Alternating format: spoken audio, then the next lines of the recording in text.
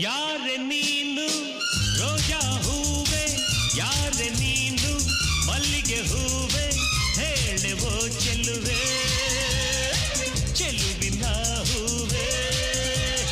ಸೌಗಂಧ ಹೂವಲ್ಲಿ ಕೂಡಿಕೊಂಡಿತ್ತಂತೆ ಸೌಂದರ್ಯ, ಹೆಣ್ಣಲ್ಲಿ ತುಂಬಿಕೊಂಡಿತ್ತಂತೆ ಸಂಗೀತ, ನನ್ನಲ್ಲಿ ಸೇರಿಕೊಂಡಿತ್ತಂತೆ. ಹೇ